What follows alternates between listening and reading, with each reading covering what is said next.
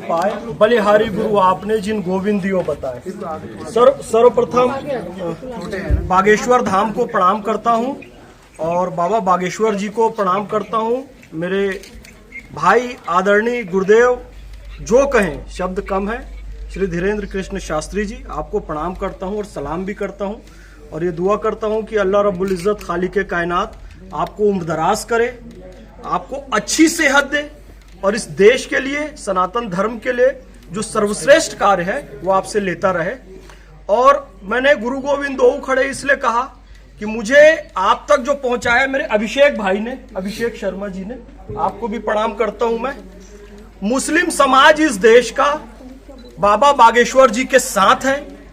इस देश में 17 से 20 करोड़ मुसलमान हैं और बाबा बागेश्वर जी से जब मैं पहली बार मिला तो उन्होंने स्पष्ट कहा था कि आप और पूरा मुस्लिम समाज इस यात्रा में रहे। ये मेरी इच्छा भी है, अनुमति भी है और आज्ञा भी है।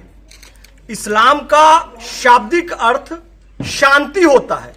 अगर शांति, अमन, मोहब्बत, भाईचारे के लिए बाबा जी ये काम कर रहे हैं, एकता के लिए काम कर रहे हैं, भारत को विश्व गुरु बनाने का काम कर रहे हैं, तो हम सब बाबा जी के साथ हैं। मैं एक बात अक्सर कहता हूं, इस देश में किसी भी ईसाई या किसी भी मुसलमान को उसका धर्म पालन करने से नहीं रोका गया, क्योंकि हिंदू बहुसंख्यक है। तो हिंदू राष्ट्र यही है, सनातन राष्ट्र यही है। आपकी आस्था को चोट नहीं पहुंचाई जाएगी, किंतु एक सत्य समझ लेना चाहिए। अकबर को मस्जिद जाने से मना नहीं है, एंथोनी को चर्च जाने से मना नहीं है, अमर को मंदिर जाने से मना नहीं है, लेकिन तीनों के पिता किशन लाल हैं। इस सत्य को हमें स्वीकारना होगा। इस भावना के साथ हम चल रहे हैं और बाबा जी जब आप बुलाएंगे, जहां बुलाएंगे, पूरा मुस्लिम समाज आपके साथ।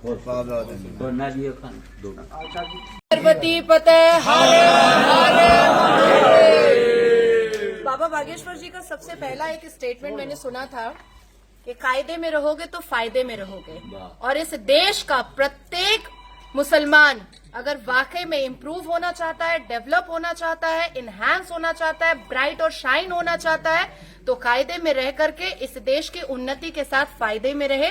इसलिए मुसलमान बेटियां बिल्कुल अपनी सुरक्षा अपने घर के अंदर से करवाने के लिए हम लोग बिल्कुल बाबा जी के साथ हैं। देश के ज्यादातर मुसलमानों के पूर्वज हिंदू हैं।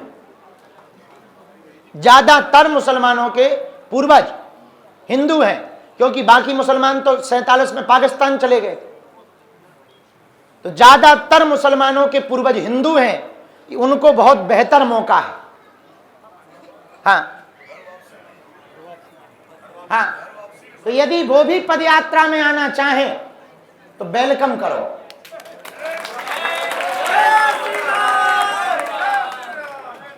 इतना उदार दिल सनातन का ही हो सकता। समझ गए बात का? हम कहेंगे कम, समझना ज्यादा है। तो प्रेस कॉन्फ्रेंस कर सकते हो। अंतिम बात, 7 तारीख के पहले 6 तारीख को रात को कात्यायनी माता मंदिर में सभी प्रभारियों का आना अनिवार्य है। बैठक के लिए, रस्सा पार्टी के लिए, सुरक्षा के लिए और भंडारा वितरण का सबसे बड़ा चैलेंज होगा यहां। अब 7 तारीख का कार्यक्रम सुनो। सुबह से हम यमुना पूजन करेंगे और यहां पर बाहर मैदान में हनुमान चालीसा और राष्ट्रगान के साथ पदयात्रा प्रारंभ होगी। कात्यायनी माता के दर्शन करके ट्रस्टियों को थोड़ी दिक्कत जाएगी, भीड़ होगी, धक्का मुक्की होगी। अभी से अपने अपने कवच बनवा लें। पूरे पदयात्रा में कोई भी व्यक्ति किसी को गाली गलौच नहीं देगा। पूरे प्रभारी सुन लो, आप लोग किसी भी प्रकार का स्टेटमेंट नहीं देंगे, ना किसी को गाली देंगे, क्योंकि जैसे ही पदयात्रा प्रारंभ होने वाली होगी बहुत लोग लांछन लगाने आएंगे, बहुत से नेता बोलेंगे, बहुत से अभिनेता भी बोलेंगे, बहुत से देश की विरोधी ताकतें बोलेगी। हमें उससे कोई दिक्कत नहीं है, हम उनका जवाब देंगे और उनका जवाब है मौन। क्या?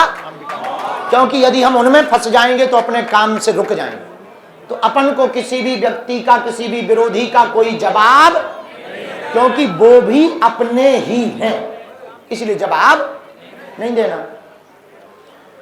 हर दिन पदयात्रा में सामाजिक समरसता के लिए, यमुना शुद्धि के लिए शपथ दिलवाई जाएगी और कोई भी व्यक्ति से प्रभारी किसी भी प्रकार का अस्त्र शस्त्र लेकर के पदयात्रा में नहीं चलेगा, न तलवार, न त्रिशूल, न कट्टा, न बंदूक। हाँ, कहे हमें लड़ने थोड़ी जाना है, जगाने जाना है। और सुनो, किसी को तुम थप्पड़ मारकर प्रभाव से अपना नहीं बना सकते, पर दोनों हाथ जोड़कर लाखों लोगों को अपना बना सकते। इसलिए हम लोगों को अस्त्र शस्त्र लेकर नहीं चलना है।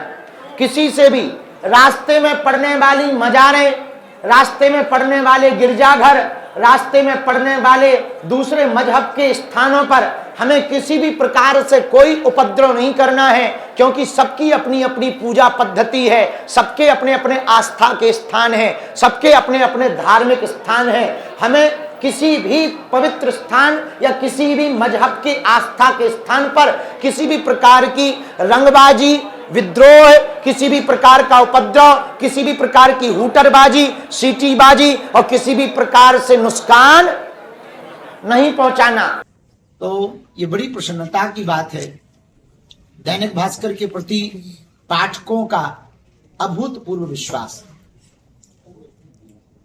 तो सुनो, बुरा ना मानो, भरोसा ही भगवान है और भगवान ही भरोसा है। लोग हमसे पूछते हैं भगवान क्या है, तो भरोसा ही भगवान है। मान लो तो है, ना मानो तो नहीं है।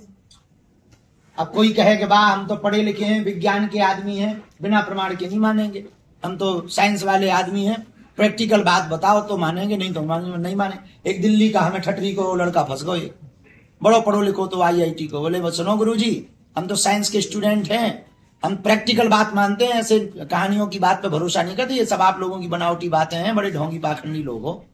अच्छा, मुंह पे ही उसने ऐसा कह दिया। हम आदमी भी थोड़ा टेढ़े मेढ़े तो है ही है, जलेबी जैसे सीधे आदमी। तो हमने भी कहा सुनो, प्रैक्टिकल बात ही मानते हो? बोले बिल्कुल। हम कहा बताओ हवा कैसी है? बोले है, दिखती तो नहीं है। उनका जैसे हवा दिखाई नहीं पड़ती, वैसे ही परमात्मा की कृपा दिखाई नहीं पड़ती। हवा है, पर हवा है, यदि तुम्हें हवा ना मिले तो हवा खिसक जाएगी। हवा है, और यदि 2 मिनट के लिए नाक और मुंह बंद कर दिया जाए तो क्या होगा? हवा खिसक जाएगी। और तुम कहो हवा नहीं है, तो कर लो 2-3 मिनट के लिए नाक और मुंह बंद, फिर पता लगेगा। बोले क्या? बोले राम नाम सत्य है। तो हवा है पर दिखती नहीं है, कि नाक चपटी है, कि गोल है, कि मटोल है, कि काली है, कि गोरी है, पर हवा है। वैसे ही परमात्मा है, दिखता नहीं है। तो कृपा और हवा दोनों दिखती नहीं है पर होती है। कुछ लोग ऐसे हैं जो 8 घंटा मजदूरी करते हैं, 500 रुपया पाते हैं। कुछ लोग ऐसे हैं कि 5 घंटा मजदूरी करते हैं, 8 लाख पाते हैं। इसका मतलब क्या? सबसे ज्यादा पुरुषार्थ कर रहा मजदूर पर कम रुपया मिल रहा, कम पुरुषार्थ कर रहा 5 घंटे वाला पर ज्यादा रुपया मिल रहा। इसका मंतव्य यह है कि उसके ऊपर उसका कर्म भी है, पर किसी ना किसी देव शक्ति की कृपा भी। आज एक महात्मा के पास एक आदमी गया, दिल्ली का संस्कार का। यार टेंशन नहीं, स्वामी जी को तुम पता लेंगे। तो एक आदमी गया महात्मा के पास, संस्कार का आदमी रहा होगा, त्यागी जी जैसा। महाराज एक गाय दान देना चाहते हैं। ले बहुत बढ़िया, बहुत बढ़िया। गाय बहुत अच्छी थी, बछड़ा साथ में था, दूध देने वाली गाय 4 लीटर दूध देती। महात्मा ने ऊपर की तरफ देखा, वाह ठाकुर जी, बहुत अच्छा है। गौ माता आई हैं, 4 लीटर दूध देती हैं, खूब बढ़िया रबड़ी मालपुआ बनेगा, बढ़िया आनंद से भोग ठाकुर जी को लगेगा, हम भी भोग पाएंगे, जीवन बहुत प्रसन्नचित रहेगा। भैया बहुत धन्यवाद है आपका, बहुत साधुवाद है, आपने गाय माता दान में दे दी। चला गया। 2-4 दिन तक खूब आनंद हुआ भैया, खूब दूध निकला, बढ़िया, कभी रबड़ी बने, कभी खीर बने, तस्मई बने, कभी ठाकुर जी को बढ़िया पनीर का प्रसाद लगे। तो महात्मा भी पावे, चेले भी पावे। तो चेले तो ज्यादा पाते ही, चेले और आनंद लें, वाह गुरु। अच्छा, गुरु तो हमेशा जैसे हम ही हैं, तो हमें बड़े बड़े मेवा के, पकवान के बड़े बड़े, अभी हम जब गए थे तो बड़े बड़े मेवा के, काजू दाखों के वो बॉक्स दो एक जन में। अब हमने तो सिर्फ ऐसा कर लो, चेलों ने धर लिया। पूरे मजे तो चेले ही लेते हैं जिंदगी के। अब तो चेले रख, तो चेले और आनंद, वाह वाह, बहुत अच्छा। लेकिन वो जिस आदमी ने गाय दान दी थी, वो आदमी भी चूंकि संस्कार का था, 4 दिन बाद वो वापस ले गए गाय। दी हुई दान वापस ले गया तो चेलों का मुंह लटक गया।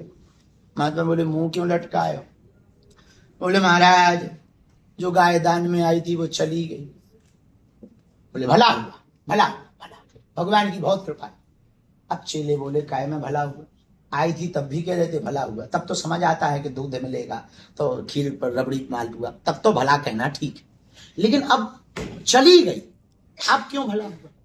महात्मा बोले गोबर उठाने का झंझट तो है। जिंदगी इस बात को, ये बात जरूर उदाहरण की और हास्य की, पर ये समझ लेना ही जिंदगी मिल जाए, आओ तो वेलकम, न आओ तो भीड़ का। आप मिल गए ये भगवान की कृपा है, और ना मिलते तो और बड़ी कृपा है। हम यहां आ गए ये और ईश्वर की कृपा, ना आते तो जहां रहते वहां और कृपा, ये भी भगवान। इसमें जिंदगी आपने इस सिद्धांत को समझ लिया भैया तो आप दुखी ना हो पाओ। हमको एक चीज दिख नहीं रही तो उसका मतलब ये नहीं है कि परमात्मा नहीं। उसी से हमने कहा कि यदि आपने अमेरिका नहीं देखा तो क्या अमेरिका नहीं? भैया आप नहीं गए तो ये आपकी कमी है, आपने नहीं देखा तो आपकी कमी है। पर आपके ना जाने से यदि आप कहो कि अमेरिका नहीं है, ये मूर्खता है। आपने परमात्मा को नहीं देखा वो आपकी कमी है, पर परमात्मा को जिनने देखा सो देखा। फिर हमने तीसरा उदाहरण दिया उसको, हम कहा एक बात बताओ, पॉइजन जानते हो? बोले जानते हैं। हम की क्या होता है? बोले आदमी खाने से मर जाता है। हम कहा बेटा तुमने कितनी बार खाया? तो बोले हमने खाया तो एक भी बार नहीं। हम कहा तुम तो विज्ञान के आदमी हो, प्रैक्टिकल के बिना बात ही नहीं मानते, तो तुम कैसे मान गए कि पॉइजन मारता है? बोले नहीं हमने, डॉक्टरों ने कहा है और किताबों में लिखा है। हम कहा उसी प्रकार परमात्मा के बारे में ग्रंथों में लिखा है और संतों ने कहा है।